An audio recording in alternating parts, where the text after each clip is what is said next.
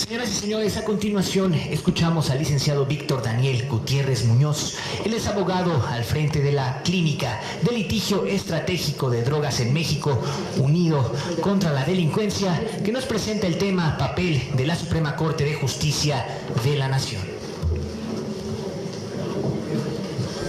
Queremos brindarle la más cordial bienvenida al senador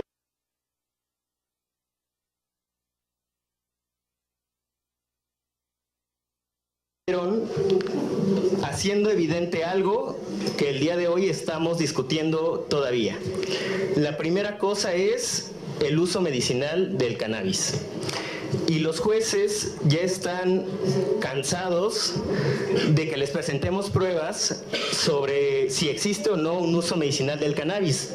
Desde la primera instancia, sin necesidad de llegar a la Suprema Corte de Justicia de la Nación, nos dicen es evidente que hay un uso medicinal del cannabis. Por eso el caso Grace, por ejemplo, no llegó a la Suprema Corte de Justicia. Por eso todos los casos de pacientes que han recibido un acompañamiento jurídico se resuelven y se consigue un acceso efectivo a su medicamento desde las primeras instancias. Esto es respecto al cannabis medicinal, en donde me tomaré un minuto para hacer énfasis en la ausencia de regulación y cómo lastima esto a los pacientes. Todos los días llegan pacientes a México Unido desesperados porque no tienen acceso a sus medicamentos, llámese farmacéuticos como el Sativex o llámese autocultivo y procesamiento que tienen que realizar en sus casas. Y la respuesta de la COFEPRIS fue emitir lineamientos que, por mucho que sea incómodo para la industria, el hecho de que otorguen licencias para maquillaje, para gomitas, suplementos alimenticios y bebidas que se venden como bebidas energéticas, aluciendo al cannabis, cuando en verdad hay una publicidad engañosa al respecto. Eso no es lo que necesitan los pacientes, eso no es lo que necesita la gente que sufre de epilepsia o de síndrome de DUS, por ejemplo. Una vez quedado claro este tema, pasamos al caso Smart. El caso Smart es una serie de litigios que su trámite desembocó en la creación de jurisprudencia. Y todos los días llega esta pregunta: ¿qué es jurisprudencia? Bueno, la jurisprudencia es la interpretación de la ley, a secas. Así ha sido definida desde hace más de 300 años y a mí me gusta explicarla de esta manera. Cuando nosotros jugamos un juego de mesa, como Monopoly, por ejemplo, y tenemos dudas sobre las reglas del juego, lo que hacemos es consultar un manual. A ver, yo digo esto, tú opinas lo contrario, creo que esto se vale en el juego o no se vale, y sacamos el manual y lo leemos. Y esto inmediatamente disipa las dudas. La jurisprudencia es este manual que están obligados a consultar todos los jueces cuando tengan alguna duda respecto a cómo resolver algún caso. De tal manera que cada que se le pregunte a un juez si la prohibición absoluta del consumo lúdico de cannabis es o no una medida proporcional, ya está obligado a responder siempre: es una medida que no es proporcional y que viola derechos humanos. También es súper interesante e importante aclarar que este caso dio a luz a 8 jurisprudencias distintas que trascienden incluso el uso de cannabis. Siguiente, por favor. Ya que tratamos temas, por ejemplo, el libre desarrollo de la personalidad, y hay temas súper interesantes como el derecho a la protección de la salud, dimensiones individuales y sociales. El hecho de estudiar la prohibición del cannabis ha llevado a los jueces a preguntarse incluso si se puede demandar el acceso a medicamentos, el acceso a cirugías, el acceso a tratamientos, y en todos los casos la respuesta es sí. La salud de las personas es lo primero y es lo más importante que se debe proteger, incluyendo el derecho que tienen los pacientes a elegir su tratamiento. ¿Y esto qué quiere decir?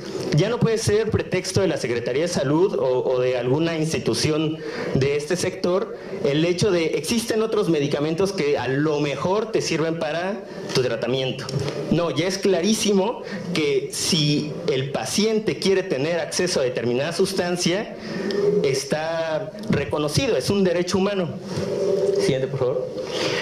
Pero el hecho de que haya jurisprudencia ha generado muchísimas dudas en todos los círculos que nos rodean, incluyendo nuestro círculo más cercano. Mi mamá de repente me dice, oye, ¿entonces ya es legal consumir y fumar en las calles? No. La jurisprudencia solamente es obligatoria para el Poder Judicial. El día de hoy sigue siendo delito. No aplica la jurisprudencia para los policías, no aplica para los ministerios públicos. No, ese es un mensaje que debe quedar clarísimo. Hoy está prohibido. Pero entonces, ¿cuál es la figura que sí permite que todos nos veamos resguardados nuestros derechos y se aplique en igualdad de circunstancias a todos los mexicanos? La Declaratoria General de Inconstitucionalidad.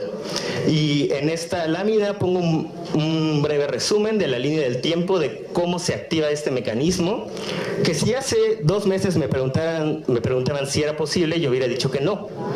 16 veces se había intentado en nuestro país y había sido detenido por distintas razones técnicas.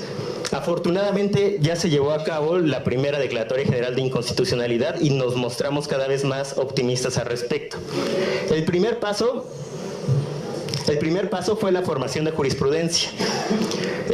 Esto ya lo tenemos, ya está listo, se publicó el 22 de marzo en el Semanario Oficial, que es el equivalente al Diario Oficial de la Federación para los juzgados. Se realiza la notificación al Congreso. Aquí tenemos una duda. El día de hoy yo no puedo decirles si ya se realizó la notificación al Congreso. No se actualizó la página. ¿Hay probabilidades de que ya se haya realizado? Sí, definitivamente.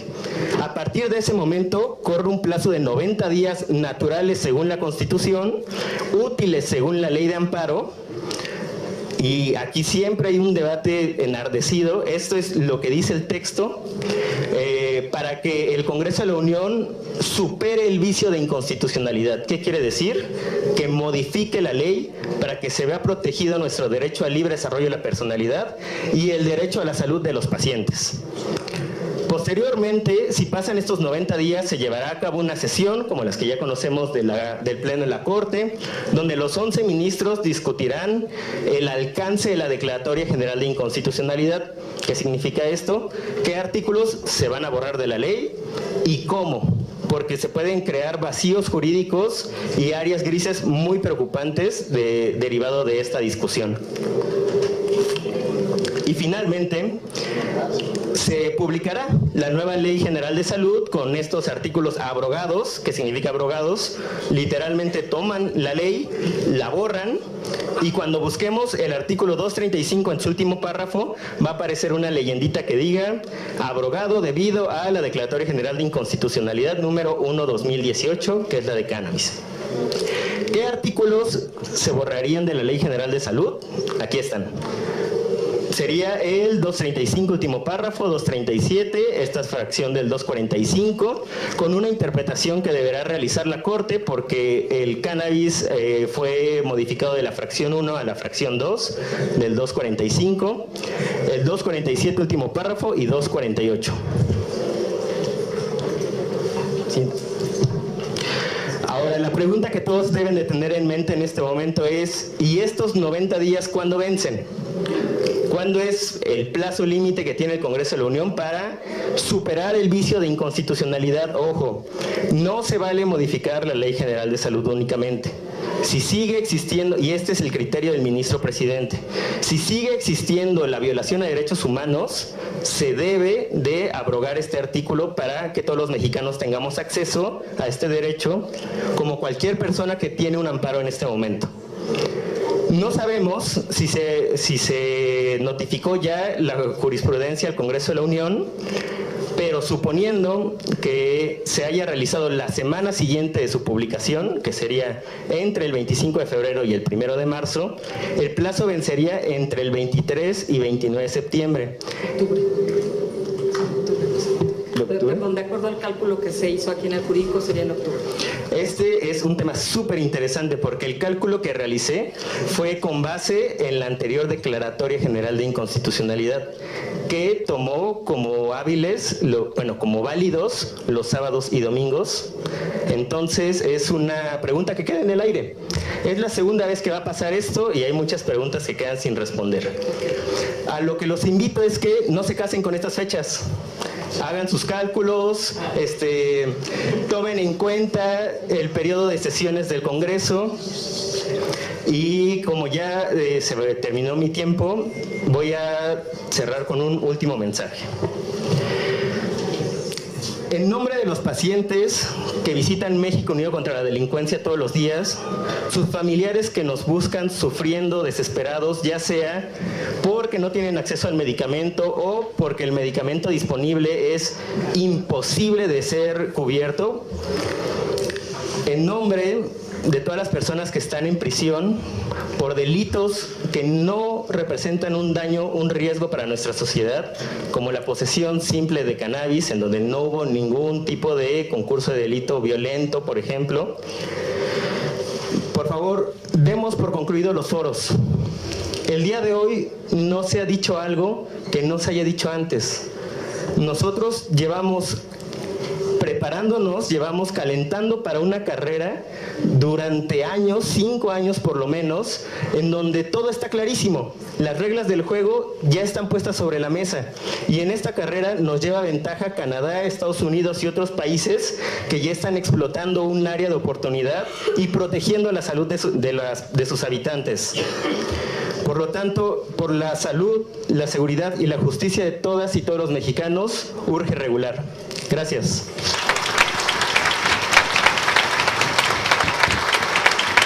Nosotros agradecemos la participación del licenciado Víctor Daniel Gutiérrez Muñoz.